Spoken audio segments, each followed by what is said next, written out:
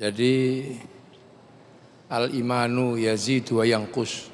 Jadi kadang tambah, kadang kurang atau naik tuh turun.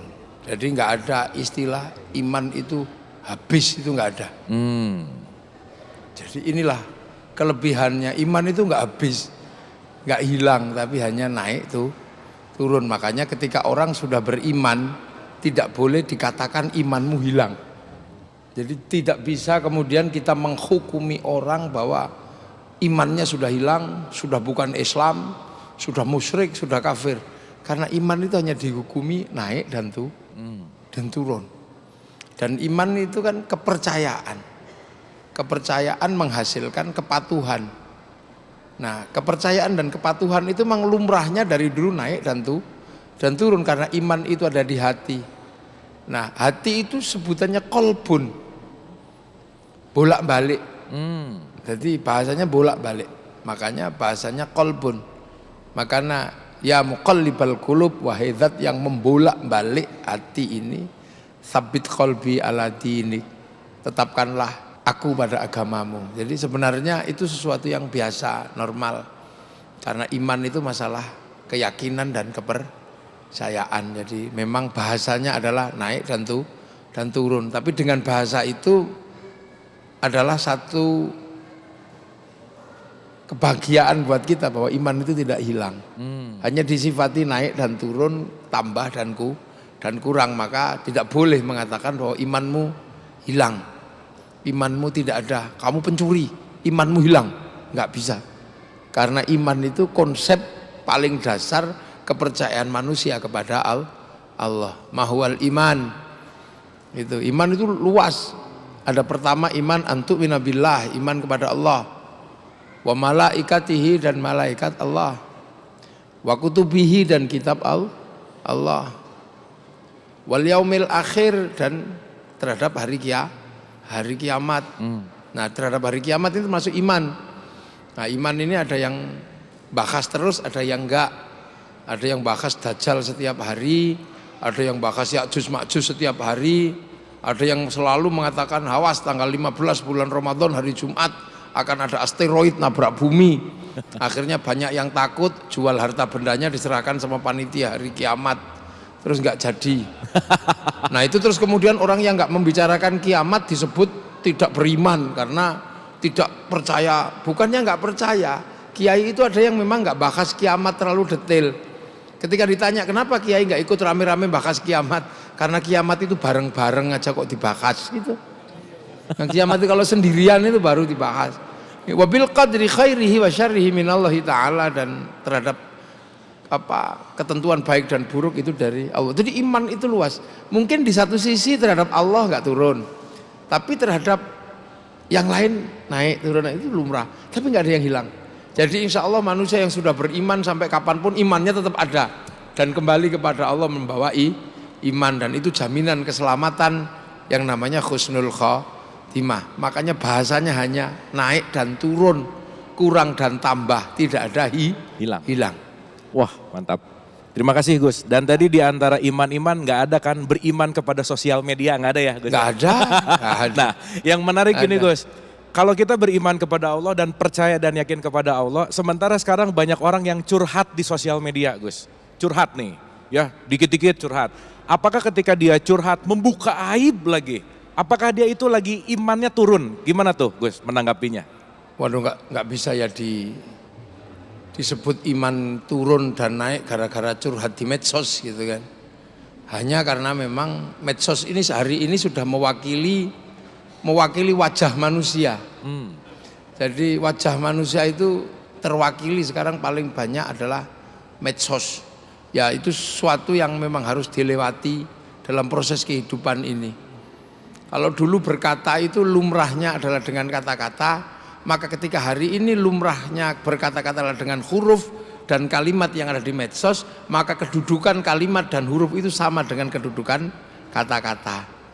Dulu orang berjanji itu dengan tulisan-tulisan dengan materai. Sekarang lumrahnya orang berjanji bisa dituangkan di dalam kesepakatan foto. Maka foto itu kedudukannya sama dengan kedudukan materai. Maka ketika kemudian dulu orang nengok orang mandi di sungai itu berdosa, tapi sekarang tidak perlu ke sungai, cukup lihat di medsos, maka kebiasaan itu sama dosanya dengan ketika melihat di sungai. Dulu loh, jadi medsos ini sudah menjadi kebiasaan manusia, makanya orang di medsos juga bisa dihukum. Artinya apa? Bahwa medsos ini sudah menjadi hukum. Maka kalau yang analog itu dosa, maka yang digital juga dosa. Jangan dikatakan yang analog ini dosa terus yang digital tidak dosa. Makanya ini sekarang, makanya dulu pernikahan itu harus ketemu. Sekarang lewat video call jadi. Jadi pasrah pernikahan saya terima, nikahnya dari orang tua lewat video call, lewat FaceTime bisa. Maka kemudian adat ini sudah menjadi hukum. Makanya ketika curhat di medsos, apakah ini juga mewakili curhatan kepada Tuhan? Ya, hari ini manusia curhatnya kepada medsos. Kalau dulu orang Yahudi curhatnya di tembok ratapan, kan? Lah mungkin karena teknologi ini dulu yang buat oleh orang Yahudi, maka kemudian tempat curhat namanya window atau tembok, ya wall kan, tembok ratapan itu. Oke. Jadi teknologi ini kan dulu yang buat memang orang-orang Yahudi dengan pola pikir tentang apa, tentang tembok gitu ya, maka kemudian nulis di wall atau nulis di ini. Nah itu sebenarnya adalah bagian dari tembok, jadi meratap. Tapi apakah kemudian itu terus tidak boleh karena itu Yahudi? Ya nggak begitu pemahamannya, karena sistem itu bisa dipakai oleh siapapun dan semua orang punya haknya untuk pakai sesuai dengan kadar kebutuhannya masing-masing gitu ya. Oke, terima kasih Gus, terima kasih. Dan jadi ingat di dalam satu konteks ayat Al-Quran tuh ada kata-kata bahwa musuh manusia yang nyata itu adalah setan gitu Gus. Kita bicara setan nih. Ya. Dan menariknya ketika tadi berbicara iman yang turun, itu dalam tanda petik apakah ada kontribusi godaan setan. Jadi sebetulnya ketika setan menjadi musuh manusia itu seperti apa sih Gus penjelasannya? Ya orang nggak mandi, terus kemudian kurapan. Apakah ada korelasi antara kurap dan orang tidak mandi? Ya sangat mungkin ketika orang tidak mandi kurapen, karena orang tidak mandi punya potensi untuk kurapen. Nah seperti orang buruk punya potensi untuk didekati oleh setan. Makanya orang kalau buruk kena setan namanya kesetanan. Tapi kalau orang sudah baik kok kena setan, digoda setan, dari setannya menggoda. Nah membedakan itu bukan sesuatu yang mudah, karena manusia juga bisa menjadi setan perilakunya. Kadang setan juga berperilaku seperti manusia, karena al-khonnas itu minal jinnati wanas. Nah membedakan kapan dia menjadi jin dan kapan menjadi manusia dalam perilaku itu nggak mudah, tapi sebagai sebuah sosok bisa dibedakan, oh ini manusia, ini jin. Tapi ketika berperilaku susah. Karena manusia juga bisa berperilaku seperti kambing, manusia juga bisa berperilaku seperti ayam. Ketika dia nggak ngerti siapa istri orang, nah itu ayam. Nah terus apakah itu perilaku? Ini berbicara tentang perilaku. Nah dalam hal ini kan kita bisa melihat perilaku orang seperti kesetanan. Tapi realnya bener nggak ada setan di situ? Pasti ada. Karena dalam setiap kejahatan iblis, setan pernah bersumpah, aku akan sesatkan manusia. La ughwiyannahum, akan aku sesatkan. Makanya fa'angzirni ila yaumi yub'atsun, tunda mati saya sampai hari kiamat. Untuk apa? Menyesatkan manusia. Sumpah itu pernah ada. Tapi apakah sampai sekarang manusia selalu kena setan ketika dia keliru? Nah, itu juga bukan sesuatu yang mudah untuk ditafsirkan. Kecuali kalau ini berbicara tentang hitam dan putih, bahwa dulu ketika manusia lahir, baik itu hak patennya manusia, buruk itu hak patennya iblis. Maka ketika manusia melakukan keburukan, berarti dia melanggar hak cipta, gitu aja sebenarnya. Melanggar hak cipta. Iya kan? Manusia itu disuruh baik, iblis disuruh jelek. Nah maka ketika manusia baik, dia tetap sebagai manusia, Ketika manusia jelek dia melanggar hak cipta karena apa? Dia mengambil perilakunya iblis. Nah, cuman itu kalau jadi pelanggaran hak cipta sebenarnya. Oke. Jadi orang pakai motor juga benar, tapi ketika kemudian pabriknya melanggar hak cipta dia bisa dihukum. Gitu lah. Kalau ngomongin setan tuh seru nih Gus. Dan kita tahu bahwa Quran sendiri mengatakan aku akan mendatangimu dari depan, belakang, kanan, kiri gitu Gus. Nah, dalam konteks di sini berarti kan ada pintu masuk setan ke kita. Gimana sih Gus cara setan menggoda kita tuh gimana? Monggo.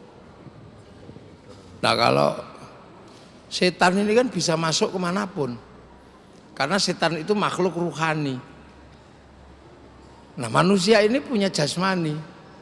Nah jasmani manusia bisa dimasuki setan. Itu bisa. Gitu kan. Tapi bahwa kemudian hari ini menjadi perdebatan bagaimana cara masuknya setan ke dalam diri manusia. Jin dan setan ini masuk pertama dalam Al-Quran disebutkan cara masuknya menggunakan sistem al-khonnas, sistem pengintai.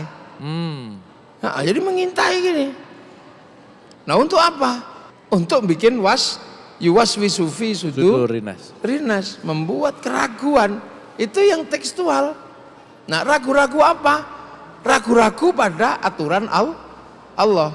Ragu-ragu pada ketentuan Allah. Kemudian dia melakukan sesuatu yang dianggap sebagai sesuatu yang biasa. Tanpa lagi ada rasa takut bahwa itu tidak diizinkan oleh Allah. Itu yang pertama.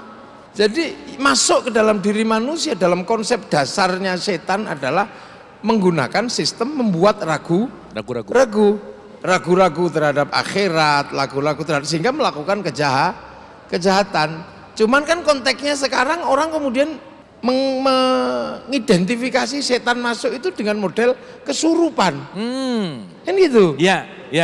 Ya kan jadi setan masuk itu model kesurupan. Kalau model kesurupan itu model cloning sebenarnya.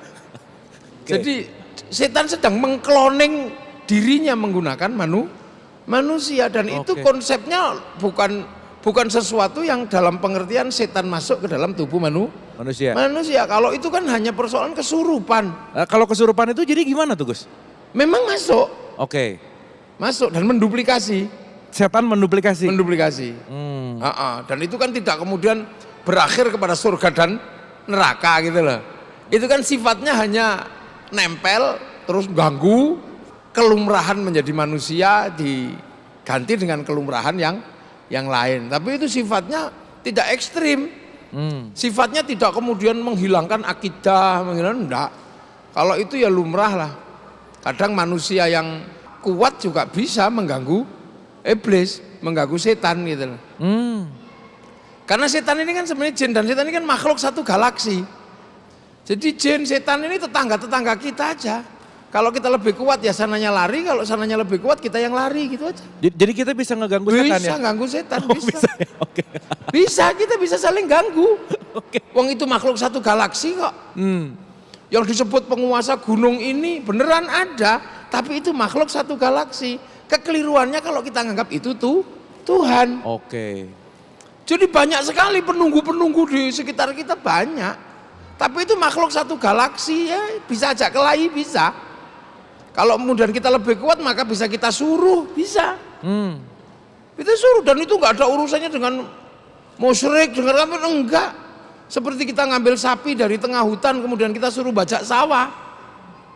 Ya seperti kita ngambil monyet dari dalam hutan kita suruh manjat kelapa. Seperti kita ngambil harimau kita suruh berburu. Jadi sebenarnya itu biasa aja, dunia yang biasa. Makanya karena makhluk satu galaksi, Nabi Sulaiman juga bisa nyuruh bangun masjid, bangun apa gitu. Nah, Pak Erik kok nggak bisa nyuruh jin ya, nyuruh tukang. Kayaknya Pak Erik harus belajar ya. Iya, nah itu biasa aja sebenarnya. Itu sama. Jadi nggak usah terlalu kemudian ini musyrik, enggak. Biasa aja, yang penting kita tahu ilmunya. Iya, kita suruh-suruh apa bisa. Makanya ada yang suruh nyuri uang itu bisa. Tinggal dilatih aja, diedukasi bagaimana cara mencuri uang. Menerima pelatihannya nggak? Menerima pelatihannya ada itu yang bagian melatih begitu ada. Wong itu makhluk satu galaksi aja kok. Kalau ketika datang dari Pluto ya seremnya luar biasa, tapi kalau kita ajak kelahi dia juga lari. Nah malaikat apa itu bukan dari galaksi yang ini. Malaikat itu dari galaksi yang nggak tahu ke tempatnya di mana. Jauhnya luar biasa. Kalau setan jin yang hari ini gedruwo kayak gitu itu makhluk satu galaksi. Kita lempar pakai tela pohon bisa itu, kasih makannya makan gitu. Sama aja dengan kita nyuruh sapi terus kita kasih rumput itu. Oke. Nah, yang jadi sekarang pertanyaan berikutnya adalah gimana tuh supaya kita tuh nggak kalah sama setan? Apakah bisa dikalahkan sendiri atau misalkan kita harus ketemu orang pinter gitu loh Gus? Harus ketemu kiai gitu misalnya, monggo. Enggak juga. Wong itu kan dunia umum. Kelahi sama mereka, menghadapi mereka enggak harus dengan melalui belajar dengan kiai. Di semua agama ada sistem pembelajaran itu. Semua manusia dikasih, wong itu makhluk biasa aja kok. Ada orang tidak beragama sama sekali ya bisa ketemu dengan makhluk itu. Di kampung-kampung, di pelosok-pelosok, di pedalaman-pedalaman sana banyak. Hidup satu galaksi kok. Saling mengganggu, saling iseng itu ya bisa aja. Iya. Nah tapi kemudian merepresentasi agama dalam pengertian gangguan dari mereka, ini kan tidak seperti kesurupan. Oke. Gitu loh, itu berbeda dengan ilmu tentang kesurupan dengan ilmu tentang jin yang mengganggu manusia beda. Jadi tidak kemudian menampakkan, oh gitu bukan itu iseng seperti kita ketemu harimau, oh kita lari dia lari gitu sama. Beda konsepnya. Oke. Jadi sekarang kan dicampur-campur gitu. Ya. Jadi seolah-olah bahwa jin mengganggu manusia itu termasuk kesurupan. Enggak juga, manusia menyurupi mereka juga bisa. Iya. Loh iya, manusia dengan kualifikasi yang tertentu nyurupi mereka bisa. Oke. Ini ilmu baru nih Gus. Bisa. Tahu berak-berik kampungnya juga bisa. Tidak berarti kemudian manusia sangat hebat ketika bisa masuk sana. Sana juga kadang keliru masuk ke kampung kita. Oke. Waket tempilingi gitu suruh pulang lagi udah pulang sana. Oke. Nah kalau Gus Muwafiq menyembuhkan orang gitu misalkan gitu ya. Ada yang minta untuk disembuhkan gitu. Dan apa sih sebetulnya yang disembuhkan tuh apanya Gus? Dikeluarkan. Oh. Dikeluarkan aja dari tubuh manusia yang ditempati itu. Dia kan kadang di aliran-aliran darah di mana. Oke. Disuruh keluar aja. Nah cara nyuruh keluar, masukkan anasir bagus, anasir uluhiyah yang melalui mulut, minum atau makanan agar masuk ke aliran darah. Nah ketika aliran darah itu menyerap sesuatu yang baik, dia pergi. Oke. Makanya makanan-makanan yang didoakan itulah yang kemudian menyimpan doa untuk masuk ke dalam tubuh manusia. Nah sekarang orang bertanya, masa makanan bisa menyimpan doa? Ya jangankan makanan, kaset aja bisa nyimpen suara. Iya kan, kaset itu nyimpen suara, handphone nyimpen gambar. Loh makanya dulu orang berdoa, Allahumma barik lana, berkahilah. Makanya kemudian makanannya berubah menjadi makanan barokah. Lah ketika makanan barokah jadi daging, dagingnya daging barokah. Lah daging barokah itu enggak dibakar sama api neraka, makanya barik lana niku terusannya wakina ada benar karena doanya barokah, maka ketika dibawa pulang namanya berkat. Dapat berkat gitu ya. Dapat berkat. Nah itu kalau dimakan jadi darah, jadi daging, makhluk-makhluk dengan anasir buruk dia pergi. Oke. Iya kan? Kalau virus dimasuki dengan obat, cacing-cacing dimasuki dengan obat cacing. Nah anasir makhluk yang tidak nampak ya dimasuki dengan sesuatu yang bersifat uluhiyah. Oke. Saya mau tanya dulu audiens yang ada di sini, ada yang pernah merasakan galau? Boleh angkat tangannya? Wah banyak Gus nih. Kegalauan ini jadi trending topik nih Gus. Oke, gini Gus, ada nggak sih kaitan apa yang kita diskusikan tadi bahwa kita bisa digoda oleh setan? Ketika kita melakukan sesuatu yang digoda setan, akhirnya kita melakukan dosa. Akhirnya dari goda setan, dosa, akhirnya menjadi kegalauan. Ada nggak sih kaitan antara setan, dosa, dan galau? Monggo Gus. Ya pasti ada, karena basicnya manusia itu kan galau. Khuliqal insana halu'a. Aku bikin manusia ini senang berkeluh kesah. Basic ya Gus ya? Basically manusia itu memang tukang keluh kesah. Nah terus hubungannya apa dengan setan? Setan masuk gitu. Keluh kesah itu menghasilkan keraguan. Nah keraguan itu kan al-khannas itu pekerjaannya adalah yuwaswisu fi sudurinas. Nah nanti kemudian begitu dia ragu-ragu, dia terjebak melakukan dosa. Begitu dosa diingatkan baik. Tapi begitu diingatkan baik, al-khannas juga bisa bermain di situ. Wah kamu ini orang buruk, iya aku memang orang buruk. Akhirnya malah dia tidak pernah melakukan kebaikan karena selalu merasa diri terburuk. Kalau sudah terjebak di dalam al-khannas, kalau ini nekat aja. Dan al-khannas itu iseng kadang. Al-khannas itu gimana Gus? Mengintai, jadi masuk ke dalam diri manusia. Itu menghasilkan keraguan-raguan, pokoknya menggoda ragu-ragu, terus ragu-ragu. Itu. Nah orang nanti lama-lama juga akan ragu-ragu. Dari awal yang baik, belum tentu kemudian dia akan menghasilkan sesuatu yang terus baik. Ragu-ragu, bener nggak amal ini diterima atau tidak, diterima atau tidak. Maka kemudian dia nyari yang pasti diterima, yang hanya ada di dalam Quran Sunnah. Ini pasti diterima. Akhirnya kemudian, oh berarti yang tidak berdasarkan Quran Sunnah pasti tidak diterima. Oh berarti ini pelaku bid'ah. Berarti harus dihabisi, akhirnya dibom, kan gitu kan? Bisa ke situ juga. Iya. Itu satu contoh. Iya. Kotor itu bisa membuat wudhu tidak sah. Sementara kotor itu tidak terlihat. Hati-hati dengan sesuatu yang najis, kamu bisa wudhumu tidak sah. Itu kalau di pondok menghasilkan orang wudhu 10 jam nggak selesai. Nawa itu wudhu nawa itu. Ini nggak selesai. Sholat juga sama, kamu yang khusyuk.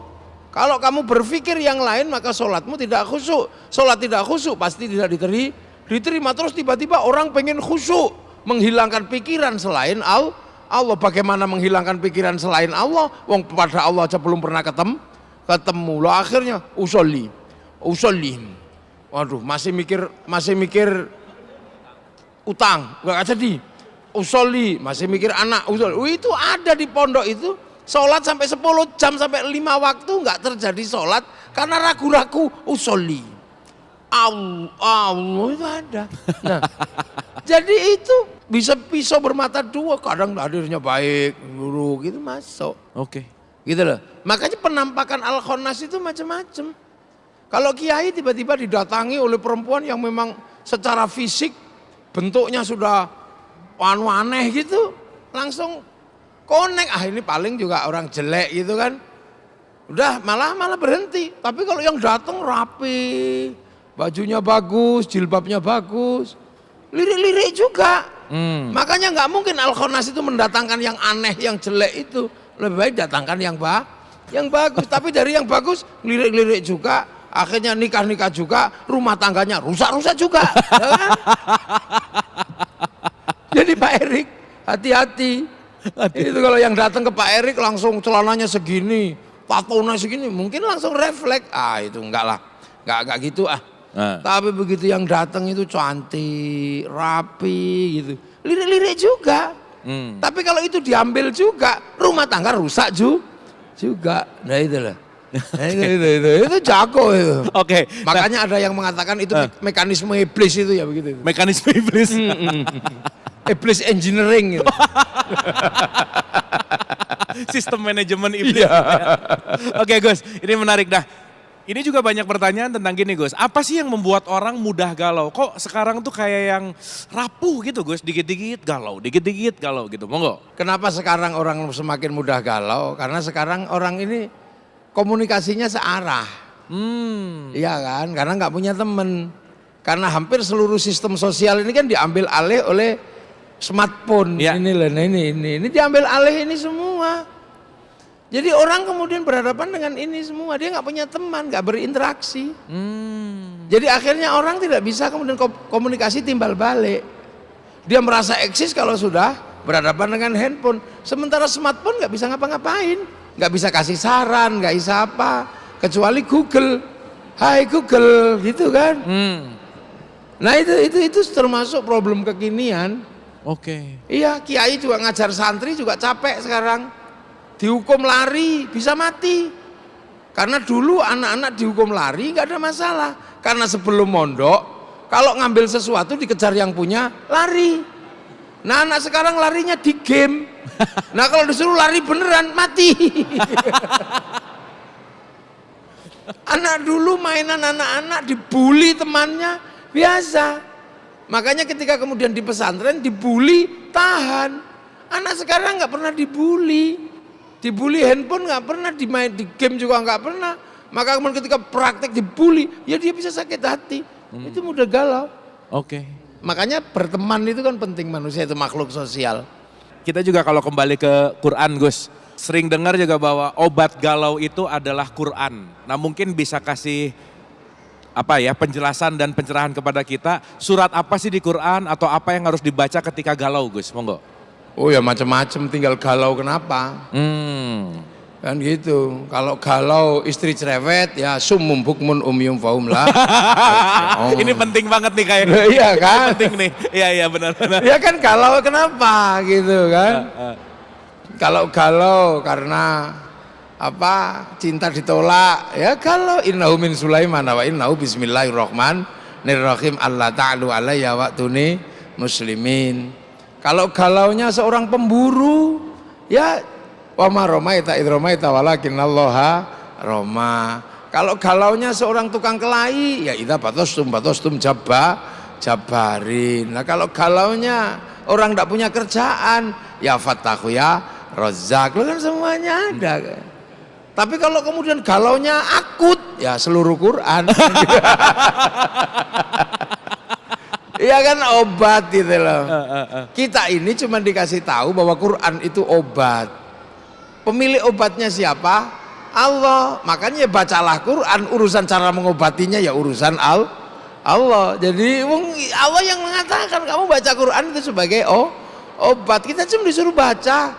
Maka ketika kita baca ya sudah baca aja. Urusan yang mengobati itu seperti apa? Urusan Allah.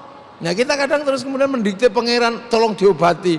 Akhirnya spesifik kan, ini obat ini. Kalau tukang pijat galaunya ya karena nggak laku-laku, nggak manjur pijatannya, ya obatnya ya awalam yarul insanu ana khalaqnahu min nutfatin fa idza huwa khasimun mubin. Wa daraba lana mathalan wa nasiya khalqahu qala may yakhliqu ma yaramim qul yuhyil ladzi ansha'aha awwala marrah wa bikulli khalqin alim. Lu kan gitu. Banyak ya Gus ya? Banyak. Karena sifatnya Al-Quran itu adalah dijaga oleh Allah. Inna nahnu nazzalna dzikra wa inna lahu lahafizun. Makanya kalau kita kemudian tahu bahwa Quran itu dijaga oleh Allah, maka kita biar dijaga oleh Allah, mari ikut menjaga Al-Quran. Nah ada yang kuat menjaga 30 juz, bagus. Ada yang kuatnya cuma menjaga Yasin tok, ya Yasinan. Ada yang kuatnya cuma jaga kulhu, rajin tahlilan.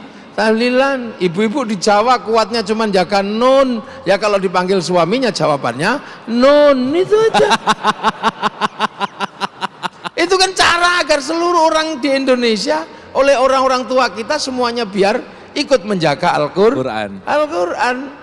Nah kalau ikut menjaga Al-Quran pasti dijaga oleh Allah, cuman kemampuan ikut jaganya itu. Lah makanya rumah karena nggak bisa baca Quran ditulisi Al-Quran. Oke. Anak kecil karena nggak bisa baca Quran biar dijaga Allah, tulisi Al-Quran dibikinkan kalung. Lu itu aja sebenarnya. Nah itu menarik Gus yang terakhir bahwa sekarang Quran itu kan sebagai syifa. Ada yang dijadikan kalung, ada yang mungkin bahkan dipraktekkan dimasukin ke air, diminum, ada yang disimpan di dompet dan seterusnya. Itu tuh gimana sih Gus sebetulnya Quran-Quran yang menjadi syifa itu gimana? Monggo. Istilahnya jaminan dari Allah. Itu syifa'ul linnas, obat buat manusia. Nah manusia itu husnudzon gitu loh. Berhusnudzon, berprasangka baik kepada Allah. Inilah seolah-olah ayat ini bisa dipakai ini. Sekuat mana kita berhusnudzon, disitulah. Makanya ibadah Quran itu kan ibadah. Nah kita ini berhusnudzon, kuat tidak kita berprasangka bahwa kalau Quran itu adalah ibadah, maka kita baca Quran. Jadi konsepnya itu konsep husnudzon, konsep ihsan, anta abudallaha ka'annaka tarahu fa illam takun tarahu fa innahu yaraka. Makanya iyyaka na'budu wa iyyaka nasta'in. Beribadah itu husnudzon, setelah itu minta tolong. Baca Quran itu ibadah. Maka kemudian kita baca na'budu, setelah itu minta tolong, ya Allah mudah-mudahan orang tua kami nggak disiksa di neraka. Itu kan konsep na'budu nasta'in. Maka orang tidak boleh mengatakan ibadahmu nggak boleh, ini bid'ah nggak boleh, karena ibadah itu dasarnya adalah husnudzon. Oke, kita akan bertanya jawab dengan audiens. Jadi jangan sungkan-sungkan kalau ada pertanyaan, mumpung ada Gus Muwafiq di sini, silahkan dipertanyakan. Silakan, boleh? Ya, Ibu, silakan. Bismillahirrahmanirrahim. Assalamualaikum warahmatullahi wabarakatuh. Waalaikumsalam warahmatullahi wabarakatuh. Nama saya Ibu Rania. Saya mau bertanya Pak Kiai, bagaimana caranya menghadapi anak-anak zaman sekarang? Kalau disuruh itu sekarang banyak jawabannya, terutama apalagi kadang-kadang disuruh ibadah pun susah. Itu saja Pak Kiai. Wassalamualaikum warahmatullahi wabarakatuh. Wah, terima kasih Bu. Ini kayaknya pertanyaan banyak ibu-ibu di sini gitu ya. Gimana nyuruh anaknya, sekarang anaknya banyak nggak mau dengar, Gus. Monggo. Ya, harus begitu. Harus nggak mau dengar maksudnya? Loh ya begitu. Orang tua itu madrasah pertama, madrasatul ula. Madrasah pertama buat anak sebelum dia keluar itu orang tua. Maka orang tua harus siap menjadi partner agar anak ketika di luar rumah itu survive. Jadi jangan pernah mengeluh ketika punya anak cerewet, karena di luar rumah butuh kecerewetan 1000 cerewet. Kalau tidak dilatih di dalam rumah tangga, begitu di luar dia kalah sama teman-temannya gitu. Anak ini butuh dilatih, butuh sparring partner. Sparring partner tanpa melukai dan tanpa menyakiti, tanpa terlukai, itu ya orang tua. Makanya orang tua harus siap berdebat dengan anak, siap dicereweti, berdebat, itu harus siap. Jangan kemudian anak disuruh nurut itu, nanti sampean capek menjadi orang tua. Begitu anak gede nggak bisa mengambil keputusan, cari istri nyarikan, cari kerjaan nyarikan, dia nggak punya kekuatan survival dasar anak itu ada di dalam keluarga. Makanya anak singa digigit-gigit dulu oleh orang tuanya, dikejar-kejar. Begitu dia ketemu dengan orang tuanya nggak siap, digigit mati. Daripada mati digigit lawannya, mending digigit di dalam keluarga. Ini kan orang tua sparring partner. Kalau tidak sanggup, suruh kiai mendidik untuk diajarkan bagaimana dia langsung berhadapan dengan teman-teman santri yang lain untuk survival di situ. Maka orang tua itu pertama kali harus siap, karena di luar nanti anak akan berdebat dengan orang lain, beradu logika dengan orang lain, pengen menang dengan orang lain. Maka kemudian latihan pertama adalah dengan orang tua. Kalau orang tuanya nggak siap menghadapi itu, pondokkan, berhadapan dengan realitas yang langsung, berhadapan dengan kehidupan asli. Anak keluar, sistem sosialnya terbentuk, dia imun. Tapi kalau orang tua nggak siap, ya imunitasnya nggak ada. Dia menjadi anak-anak yang lemah, anak-anak yang lemas, penurut. Orang tua seneng, tapi besok di usia dia harus memilih. Anak inilah yang paling merepotkan orang tuanya. Itu. Okay. Maka berbahagia kalau punya anak cerewet itu. Tapi penjenengan nggak boleh kalah cerewet, harus lebih cerewet lagi. Wong itu sparring partner pertama anak itu sebelum keluar adalah keluarga. Jangan pernah grogi. Makanya ibu harus pinter, ibu harus sekolah, harus terdidik logikanya, harus bahagia. Biar apa? Menghadapi sparring partner anaknya. Makanya bapak-bapak harus pinter membahagiakan istri agar mereka kuat secara batin, kuat secara fisik. Untuk apa? Menjadi sparring partner buat anak-anaknya, biar nanti begitu gede punya kemampuan memilih, bersikap, tidak lagi merepotkan orang tua. Lahir sudah merepotkan. Bapak-bapak ini penting nih buat bapak-bapak. Makanya nisaukum harsul lakum, perempuanmu itu sawahmu. Untuk menanam generasi berikutnya tergantung sawah. Makanya sawah harus bagus, pemilik sawah harus tahu sawah tidak boleh terlalu banyak kotoran, nanti tanamannya buruk. Maka sawah ketika sudah mulai ibu-ibu mulai berjerawat, bapak-bapak harus memberikan skincare, itu penting. Harus kasih baju yang bagus. Sawah tidak boleh kurang air dan kurang pupuk. Kalau sawah kurang air, kurang pupuk, tanamannya jelek. Maka bapak-bapak harus tahu bahwa perempuannya tidak boleh kering dan kurang air. Pupuknya harus banyak, maka perempuan harus selalu pegang uang. Nah itu. Oke, terima kasih Gus, Ya. luar biasa. Jadi berbahagia Bu, punya anak cerewet berarti bagus Gus ya. Iya, Mantap, semangat. Oke, ada pertanyaan berikutnya silakan. Ya. Assalamualaikum warahmatullahi wabarakatuh. Waalaikumsalam. Saya Lutfi. Gus, izin bertanya. Saya sekarang sedang ada di fase mencari jati diri, Gus. Nah, mohon tipsnya bagaimana saya bisa mengetahui apa yang saya lakukan dan apa yang saya pilih itu benar, tepat gitu, Gus. Satu sisi saya tuh galau, saya bisa nggak sih diterima di lingkungan pertemanan, di lingkungan pekerjaan saya gitu, Gus. Terima kasih. Waalaikumsalam warahmatullahi Terima kasih.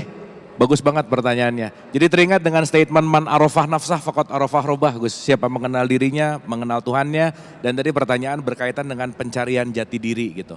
Nah, indikator mencari jati diri yang udah tepat itu seperti apa gitu? Monggo, Gus. Jadi fasenya berubah-ubah.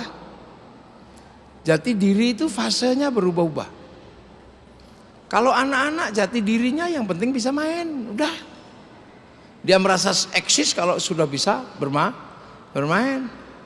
Kalau jati dirinya anak remaja, ya dia merasa bangga, merasa jati dirinya ketemu kalau punya pacar paling cantik dari satu lingkungan.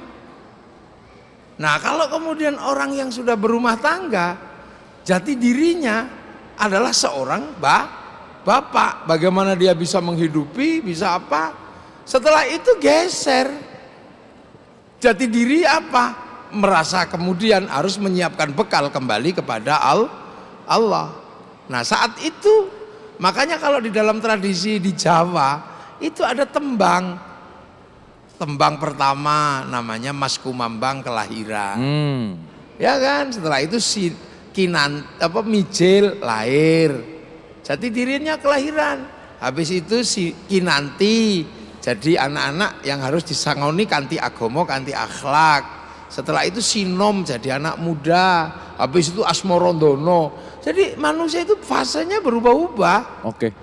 Jadi jati diri itu tidak statis. Kalau sejatinya diri yang sesungguhnya ya innalillahi wa inna ilaihi rojiun itu sejatinya gitu kan. Tapi sebelum rojiun itu ya macam-macam fasenya. Kan gitu. Ada fase bagaimana dia berbuah, maka dia pengen berbuah yang paling baik. Khairun nas anfa'uhum linnas. Bagaimana manusia itu yang terbaik, bermanfaat buat orang. Nah, kalau sudah setelah itu ya bagaimana tenang menghadapi menuju terakhir, ya ayyatuhan nafsul mutmainnah. Nah, itu fasenya kan beda. Anak kecil suruh mikir nafsul mutmainnah ya bubar. Nggak jadi. Jadi dia tidak stabil, dia tidak berhenti di satu tempat kemudian terus itu enggak. Kalau yang terus itu statis, jati dirinya batu, itu statis. Terus itu jati dirinya yaitu batu. Kambing mungkin. Manusia enggak, fase ini Dinamis fase, ya? Dinamisnya luar biasa. Kadang jati dirinya kembali ke jati diri anak. Ketika kapan? Ketika ketemu istri tiba-tiba kolokan gitu kan, anak tiba-tiba dikit aja tersinggung, dikit apa ini tiba-tiba lo ya kan lo. Makanya ketika datang manusia itu dengan sangat lemah, dofan, apes itu lemah. Oke. Setelah itu kuat, setelah itu lemes lagi. Nah, ya begitu. Nah, itu jadi diri manusia. Jadi diri yang paling utama adalah ketika kembali ke sana dengan nafsul mutmainnah, hidup bersama jalan ketenangan. Karena apa? Berada di jalan Allah Subhanahu wa ta'ala. Itu intinya, tapi proses hidupnya Nah untuk menuju ke sana gampang, kan gampang. Syahadat ya sudah kan, syahadat, sholat ya sudah, zakat sudah, puasa ya sudah, haji ya sudah. Kalau itu sudah ya sudah. Nggak usah mikir seperti orang bersemedi itu harus tenang, itu enggak. Sholat yang penting udah dijalankan ya sudah. Zuhur 4, kalau capek ya diringkas karena perjalanan, dirangkep, kalau masih kurang ringkes ya diringkes lagi, namanya qosor. Gitu. Yang tidak boleh diringkes cuman syahadat. Zakat kalau punya, kalau nggak punya dizakati. Enak kan? Puasa ya kalau kuat, kalau nggak kuat ya famangkana minkum maridun au ala safarin.